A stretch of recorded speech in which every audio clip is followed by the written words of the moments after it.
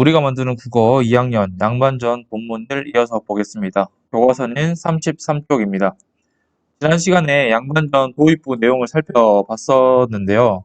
조선 후기 시대의 상황 속에서 신분제 사회가 무너진 모습이 이제 양반의 신분을 사고 파는 행위로부터 우리가 알 수가 있었습니다.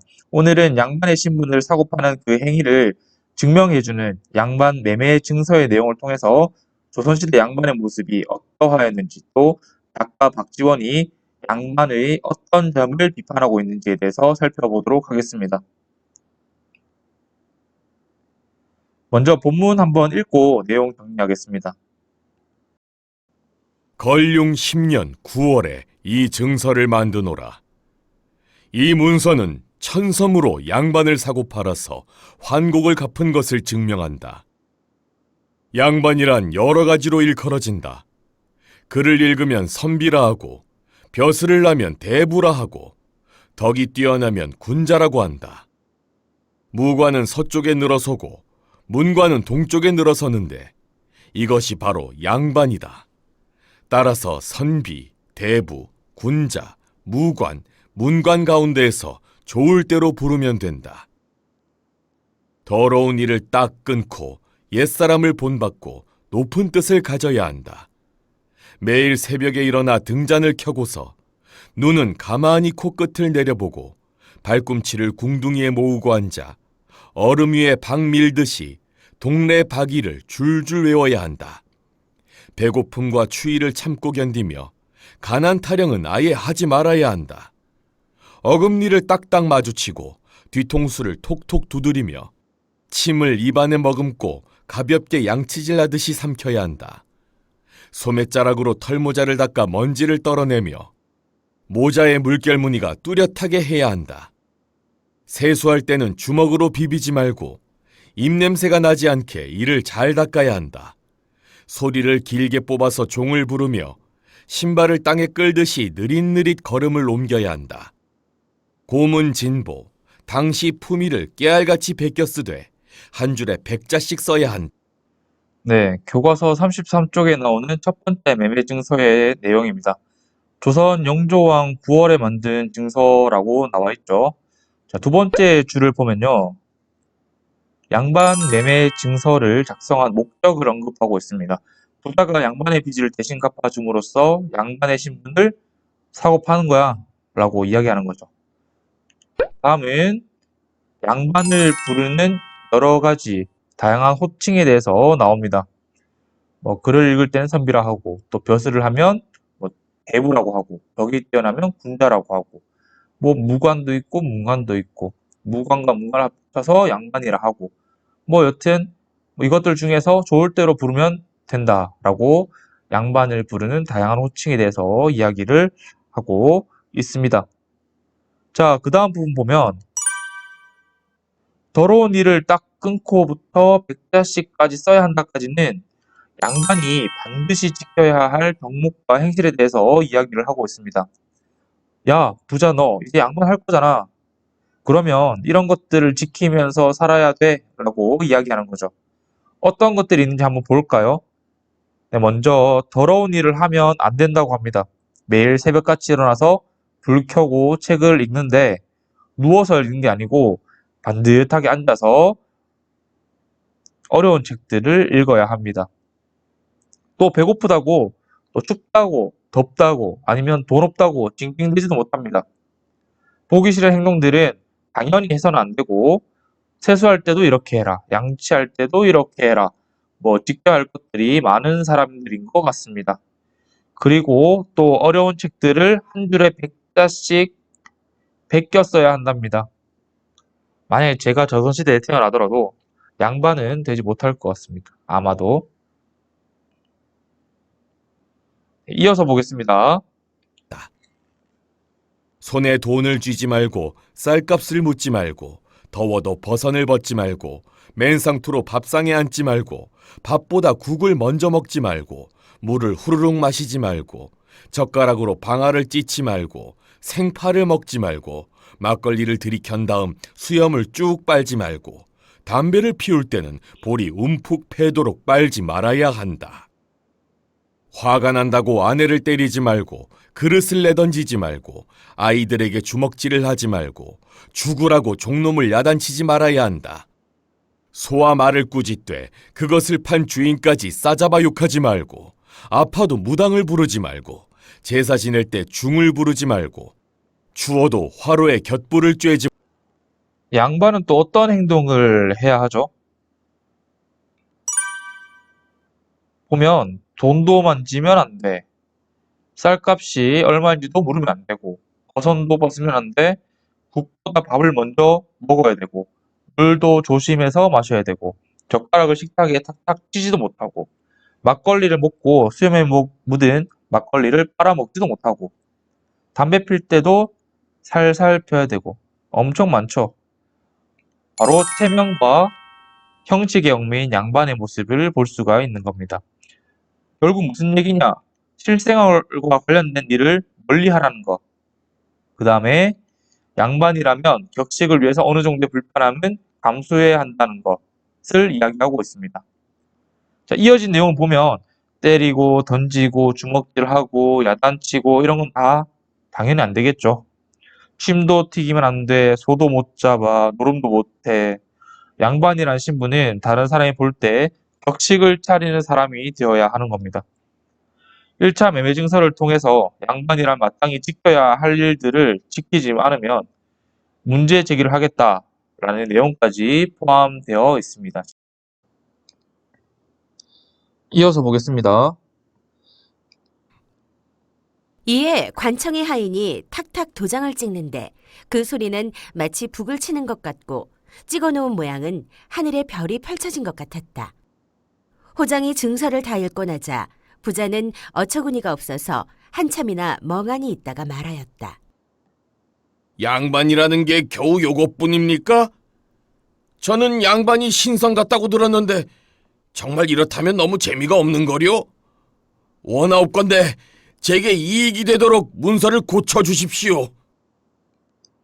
네, 부자는 양반이 되고자 했을 때 양반이 너무너무 부러워서였는데 매매 증서의 내용은 그렇지 않아서 조금 황당해하고 있습니다. 부자가 생각했을 때 양반은 신선과 비슷하다고 생각을 하고 있었는데 근데 실상은 그게 아니어가지고 자기한테 이익이 되도록 문서를 고쳐달라고 이야기를 합니다. 이익을 얻겠다는 것 자체가 부자의 본래 의도가 아니었을까라고 생각을 할 수 있습니다. 이어서 보겠습니다. 하늘이 백성을 낳을 때 넷으로 구분하였다. 네 가지 백성 가운데 가장 높은 것이 선비이니 이것이 곧 양반이다. 양반의 이익은 막대하다. 농사도 짓지 않고 장사도 하지 않는다. 글만 대충 읽어도 크게 되면 문과에 급제하고 작아도 진사가 된다. 문과의 홍패는 팔뚝만 하지만 여기에 온갖 물건이 갖추어져 있으니 그야말로 돈자루이다. 서른해야 진사가 되어 첫 벼슬을 얻더라도 오히려 이름난 음관이 되어 높은 벼슬 자리에 오를 수 있다. 언제나 종들이 양산을 받쳐주므로 귀밑이 휘어지고 설렁줄만 당기면 종들이 예의함으로 뱃살이 처진다. 방에서는 귀걸이로 치장한 기생과 노닥거리고 뜰에서는 남아도는 곡식으로 학을 기른다. 벼슬을 아니하고 시골에 묻혀 살더라도 모든 일을 제멋대로 할 수 있다. 강제로 이웃의 소를 끌어다 먼저 자기 땅을 갈고 마을의 일꾼을 잡아다 먼저 자기 논에 김을 맨들 누가 감히 나에게 대들겠느냐. 내 놈들 코에 잿물을 들이붓고 머리끄덩이를 잡아 휘휘 돌리고 귀밑 수염을 다 뽑아도 누가 감히 나를 원망하겠느냐. 네, 그래서 새롭게 작성된 2차 매매 증서의 내용입니다. 양반의 이익은 굉장히 큽니다. 양반은 농사도 짓지 않고 장사도 하지 않는 그런 편한 삶을 살고 있습니다. 무의도식하고 또 비생산적인 양반의 모습이 이렇지 않을까 생각이 드는데 무의도식이라는 것은 하는 일 없이 그냥 먹고 놀기만 하는 거라고 생각을 하면 되겠습니다. 다음 문단을 한번 볼까요? 하인들이 다 해주고 기생이랑 놀고 길가에 있는 먹을거리로 쓸데없는 짓 하는 양반. 바로 게으르고 사치스러운 양반의 모습을 보여주고 있습니다. 그 다음 문단의 내용은요. 여기서는 내가 낸데 라는 심정으로 양반이라는 거 하나로 다른 사람들한테 횡포를 부리는 양반의 모습이 나옵니다. 내 것도 아닌 것을 내 이익을 위해서 마음대로 취하고 자기보다 낮은 계층의 사람들에게 누가 나한테 대들 수 있겠어 라는 생각으로 막대하는 그런 양반들의 부정적인 모습들을 확인할 수 있었습니다. 이제 마지막입니다. 부자는 증서 내용을 듣고 있다가 혀를 내둘렀다. 그만두시오! 그만두시오! 참으로 맹랑하구먼. 나를 도둑놈으로 만들 작정입니까? 부자는 머리를 흔들면서 떠나버렸다. 그러고는 죽을 때까지 다시는 양반이 되고 싶다는 말을 입에 올리지 않았다. 네, 1차, 2차 매매 증서를 접한 부자는 이렇게 이야기를 합니다. 도둑놈이라는 단어를 사용해서 말이죠. 부자는 도둑놈이라는 단어를 통해서 양반의 모습이 굉장히 바람직하지 않다는 것을 에둘러서 비판하고 있습니다. 그리고 이 도둑놈이라는 세 글자에는 작가 박지원의 비판의식이 포함되어 있죠. 그러면서 이때 부자의 말투는 어떻게 하면 될까요? 어이없고 황당한 말투면 어울리겠죠. 여기까지가 양반전의 전체 내용이었습니다. 그러면 이 양반전의 주제는 무엇일까요? 주제를 어떻게 정리하면 좋을까? 이 소설의 주제는 양반 계층의 허례허식, 즉 쓸데없이 격식 차리는 모습, 그리고 부정부패, 잘못된 행동에 대한 비판 정도로 정리를 하면 좋을 것 같습니다. 네, 그러면 양반전 전체 내용을 화면에 나오는 그림을 통해서 정리해 보도록 하겠습니다. 먼저 왼쪽 위에 있는 그림은 무엇일까요? 네, 어느 양반, 즉 강원도 정선군에 사는 양반이 환곡을 갚지 못해서 어려움에 처했다 정도로 정리를 하면 좋을 것 같습니다. 다음 오른쪽 위에 있는 그림은요. 부자가 가난한 양반 대신에 빚, 그러니까 환곡을 갚아주고 양반의 신분을 사들이는 내용입니다. 그럼 세 번째 왼쪽 아래에 있는 그림은요. 군수라는 사람이 양반 매매 증서를 만들자고 제안하고 1차, 2차에 걸쳐서 그 양반 매매 증서를 작성하게 됩니다. 마지막 오른쪽 아래에 있는 그림은 뭘까요?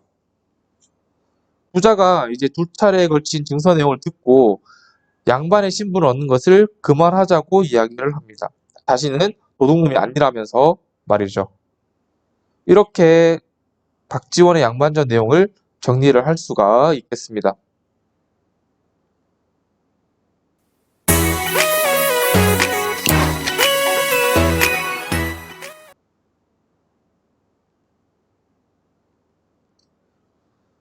지난 시간과 이번 시간 2시간에 걸쳐서 박지원의 양반전 내용을 같이 살펴봤습니다.